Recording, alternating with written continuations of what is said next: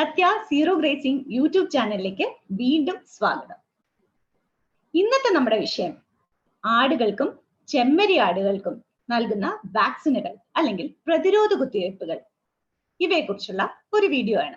നമ്മൾ കേരളത്തിന്റെ സാഹചര്യത്തിൽ ഞാൻ നേരത്തെ പറഞ്ഞിട്ടുള്ളത് പോലെ നമുക്ക് ചെമ്മരി ആടുകൾ കുറവാണ്. പക്ഷെ ആടുകൾ ധാരാളമുണ്ട്. പ്രവാസികൾ ഈ കൊറോണ സാഹചര്യത്തിലൊക്കെ പുറത്തുനിന്ന് വരുന്ന പ്രവാസികൾ ധാരാളമായിട്ട് ആട് വളർത്തലിലേക്ക് വരുന്നുണ്ട്.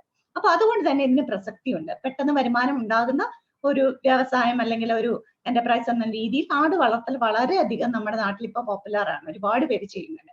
ആടുകളെ കുറിച്ച് അവയ്ക്കുള്ള പ്രതിരോധ കുത്തിവയ്പ്പുകളെ കുറിച്ച് അറിഞ്ഞിരിക്കേണ്ടത് വളരെ ആവശ്യമാണ്.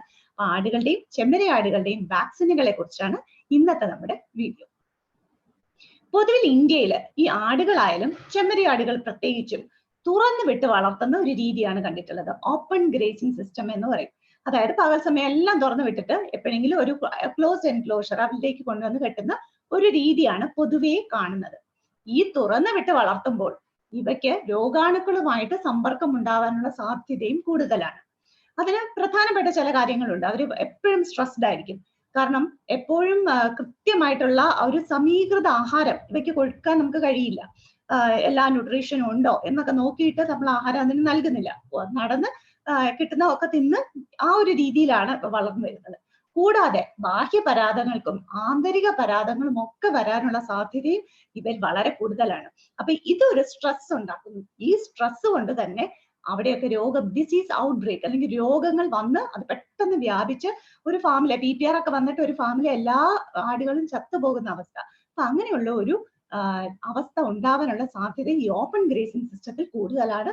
അല്ലാതെയും പലപ്പോഴും ആടുകൾക്ക് പല രോഗങ്ങളും വന്ന് അവ പെട്ടെന്ന് ഒരു ഔട്ട് ബ്രേക്ക് പോലെ വന്ന് എല്ലാം ചത്തുപോകുന്നതായിട്ട് നമുക്ക് കാണാം. അപ്പൊ ഇതിനെ നമ്മൾ എങ്ങനെ പ്രതിരോധിക്കും?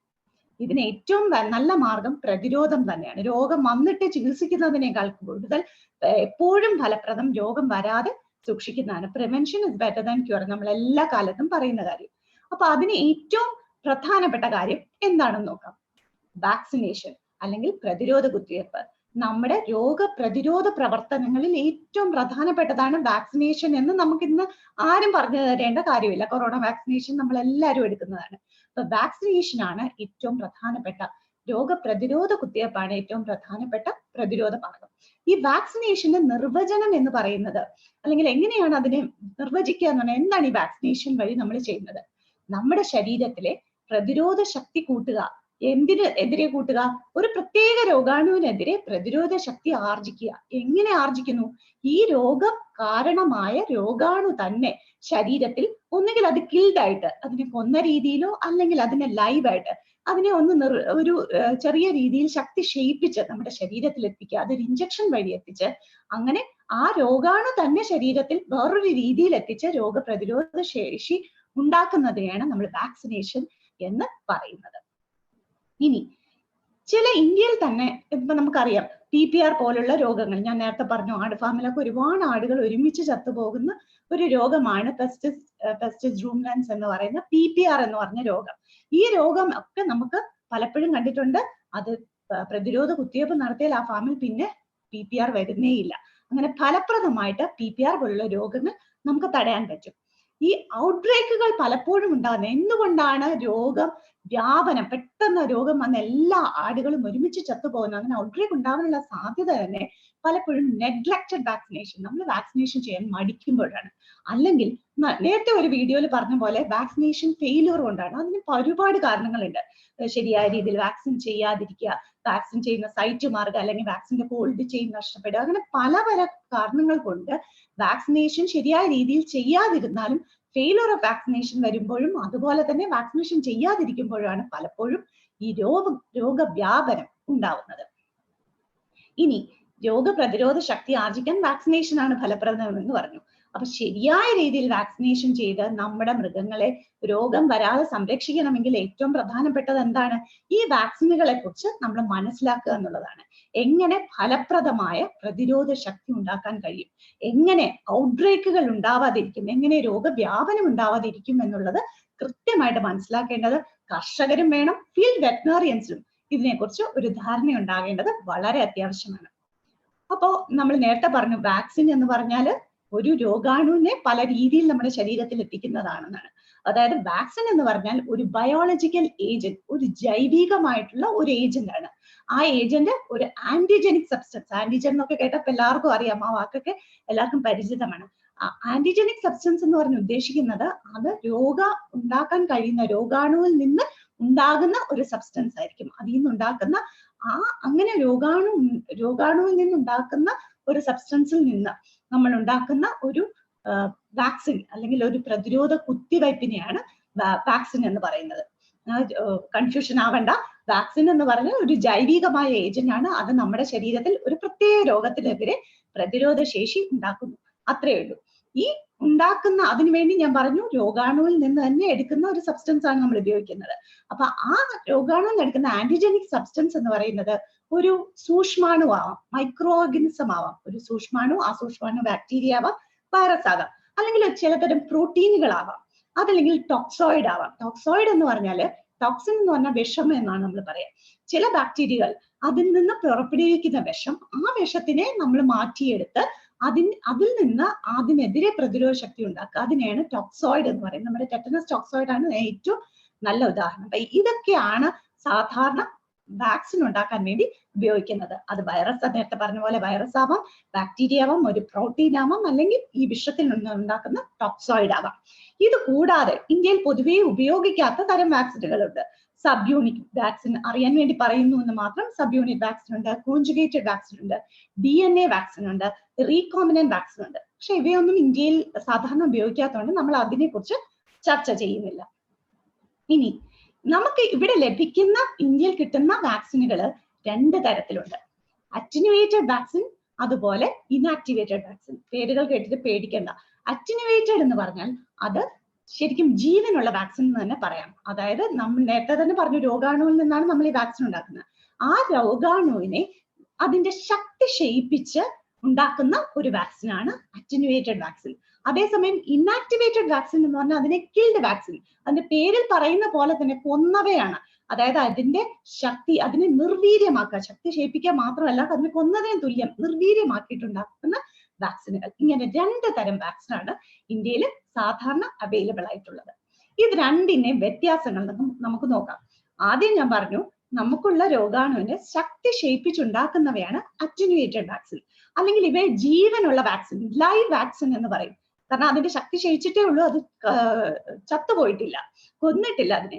അപ്പൊ അതിന്റെ ശക്തിയെ വളരെ രോഗം ഉണ്ടാക്കാനുള്ള ശക്തിയെ നിർവീര്യമാക്കിയിട്ട് അതിനെ ഒന്ന് ക്ഷയിപ്പിച്ചിട്ട് ഉണ്ടാക്കുന്ന വാക്സിനാണ് ഈ അറ്റനുവേറ്റഡ് വാക്സിൻ, അല്ലെങ്കിൽ ജീവനുള്ള ലൈവ് വാക്സിൻ. അതിന് രോഗം ഉണ്ടാക്കാൻ കഴിയില്ല, പകരം രോഗപ്രതിരോധ ശേഷി ഉണ്ടാക്കാൻ കഴിയും.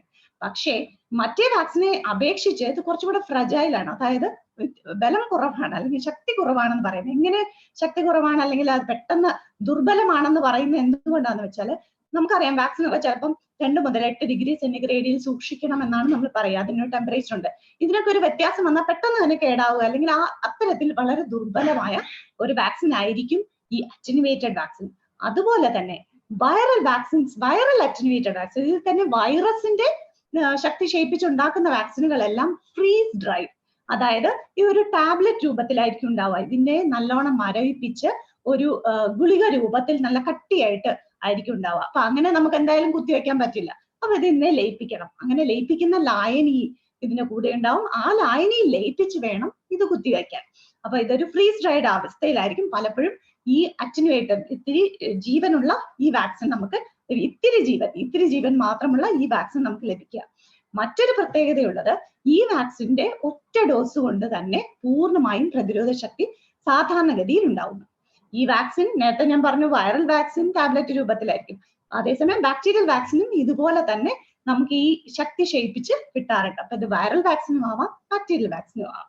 ഇനി നമ്മൾ ഇനാക്ടിവേറ്റഡ്, 2ാമത്തെ തരം വാക്സിൻ, കൊന്നിട്ടുണ്ടാക്കുന്ന, നിർവീര്യമാക്കിയിട്ട് രോഗാണുവിനെ നിർവീര്യമാക്കി ഉണ്ടാക്കുന്ന വാക്സിന്, അതിന്റെ പേര് പറയുന്ന പോലെ തന്നെ കിൽഡ് വാക്സിൻ, കൊന്ന് ഉണ്ടാക്കുന്ന ഒരു വാക്സിൻ എന്ന് നമുക്ക് ആലങ്കാരികമായിട്ട് പറയാം. ഇതിന്റെ പ്രത്യേകത റെഡി ടു യൂസ് ആണ്. അതായത് ആ രീതിയിൽ തന്നെ, അപ്പൊ തന്നെ അതിൽ നിന്ന് സിറിഞ്ചിൽ എടുത്ത് നമുക്ക് കുത്തിവയ്ക്കാം. ഇതുപോലെ ലയിപ്പിക്കുകയും ഒന്നും വേണ്ട, നേരെ തന്നെ അത് ഉപയോഗിക്കാം. ഇതിന് ഒരു ബൂസ്റ്റർ ഡോസും സാധാരണഗതിയിൽ ആവശ്യം ഉണ്ട്. മറ്റേതിനാണെങ്കിൽ ബൂസ്റ്റർ ഡോസ് ആവശ്യമില്ല, ഒറ്റ ഡോസ് മതിയായിരുന്നു. ഇവിടെ പെട്ടെന്ന് ചെയ്യുന്ന പോലെ തന്നെ പക്ഷെ വീണ്ടും ചെയ്യേണ്ടി വരും. ബൂസ്റ്റർ ഡോസ് ഇല്ലെങ്കിൽ വാക്സിൻ ഫലപ്രദമാവുകയില്ല. ഇതും ബാക്ടീരിയൽ വാക്സിനും ആവാം, വൈറൽ വാക്സിനും ആവാം. അതായത് ബാക്ടീരിയ കൊണ്ടുള്ള പ്രതിരോധ കുത്തിവയ്പ്പും ആവാം, വൈറസ് രോഗങ്ങൾക്കെതിരെയുള്ള പ്രതിരോധ കുത്തിവയ്പ്പും ഇങ്ങനെ കിൽഡ് ആയിട്ട് കൊന്നിട്ട് വരാം.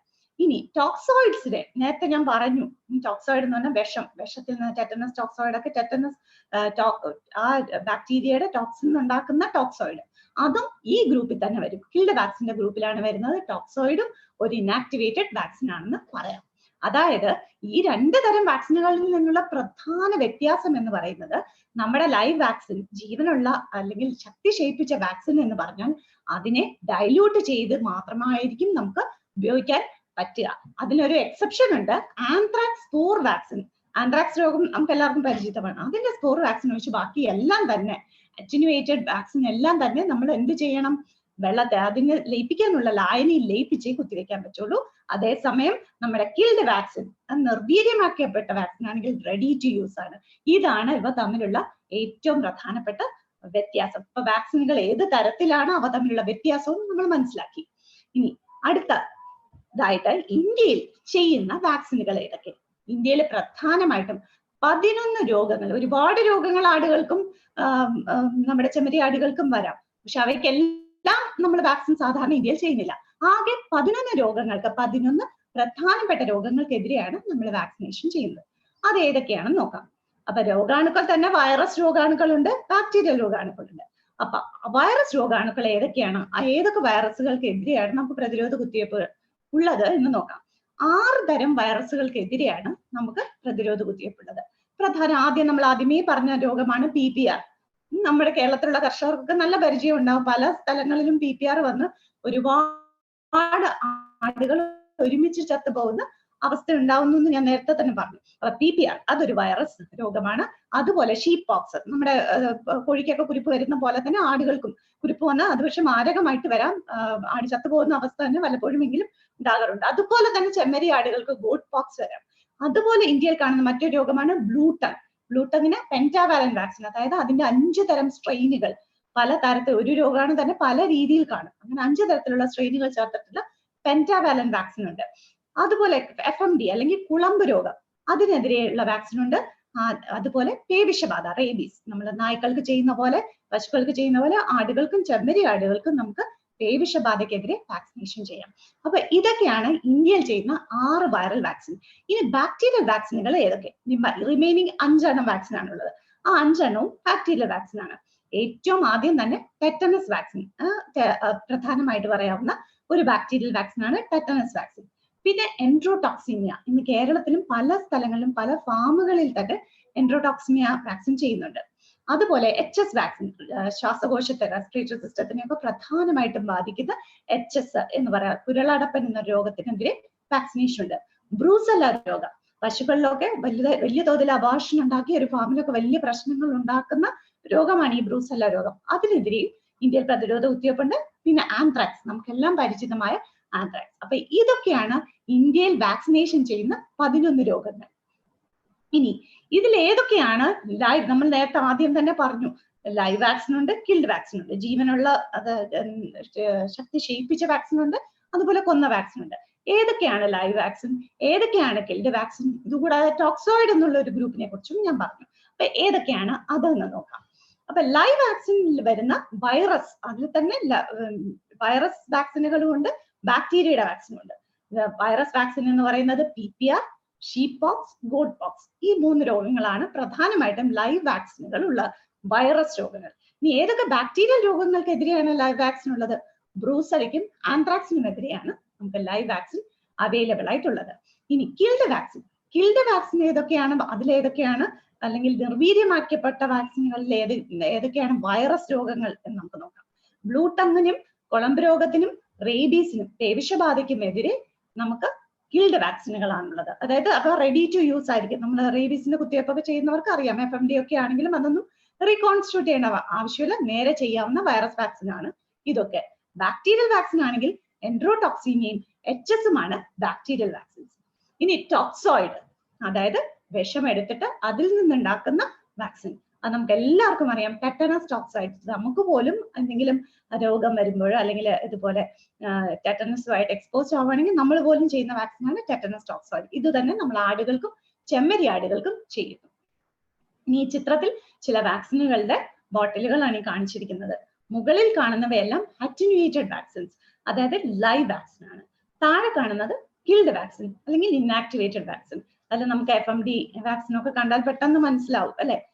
റേബീസ് വാക്സിൻ, ഈ വാക്സിനുകളൊക്കെ ഒരു ആന്ത്രാക്സ് സ്പോർ വാക്സിൻ കണ്ടില്ലേ, റീകോൺസ്റ്റിറ്റ്യൂട്ട് ചെയ്യാത്ത രീതിയിൽ അത് മുഴുവനായിട്ടാണുള്ളത്. അതിന് മാത്രം നമ്മൾ ടാബ്ലറ്റ് രൂപത്തിൽ ഫ്രീസ് ഡ്രൈഡ് ആയിട്ടല്ല ഉള്ളത്, അത് അങ്ങനെ തന്നെയാണ് അവൈലബിൾ ആയിട്ടുള്ളത്. അപ്പൊ ഈ വാക്സിനുകളൊക്കെ വെറുതെ ഒരു ചിത്രം കാണിച്ചു എന്നേ ഉള്ളൂ.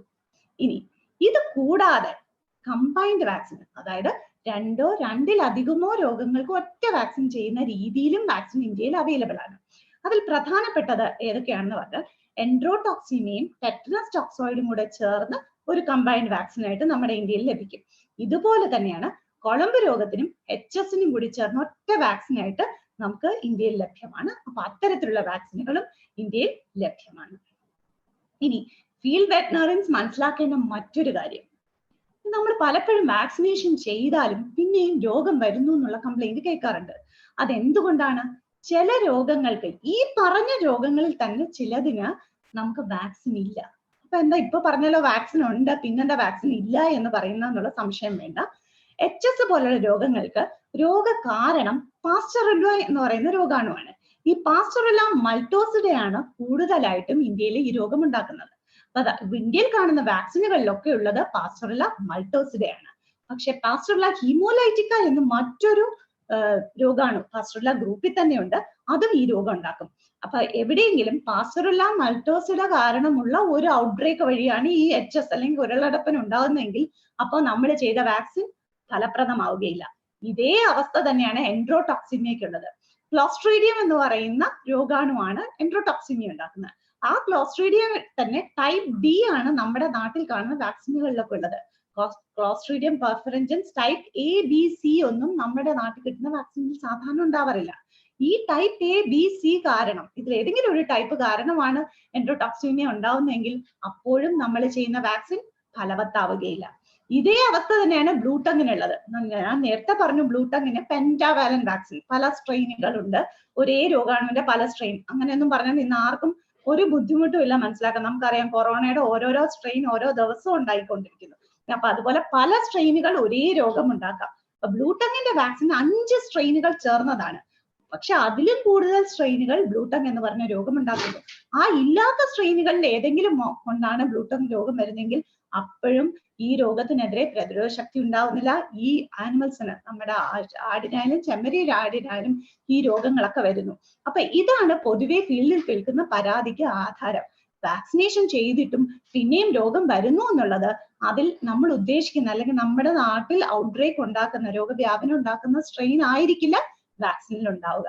അപ്പൊ അതും നമ്മൾ മനസ്സിലാക്കേണ്ട കാര്യമാണ്. മറ്റൊരു കാര്യം പറയാനുള്ളത്, ഈ വീഡിയോയുടെ ഭാഗമായിട്ട് കുറച്ച് ചിത്രങ്ങൾ കാണിച്ചിരുന്നു വാക്സിനുകളുടെ.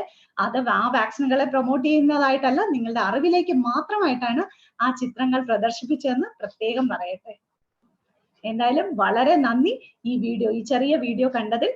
നിങ്ങൾക്ക് വേണ്ട ഇൻഫർമേഷൻ കുറച്ചെങ്കിലും വാക്സിനുകളെ കുറിച്ച് മനസ്സിലാക്കി തരാൻ ഈ വീഡിയോ ഫലപ്രദമായി എന്ന് കരുതട്ടെ. ഏവർക്കും നന്ദി, നമസ്കാരം.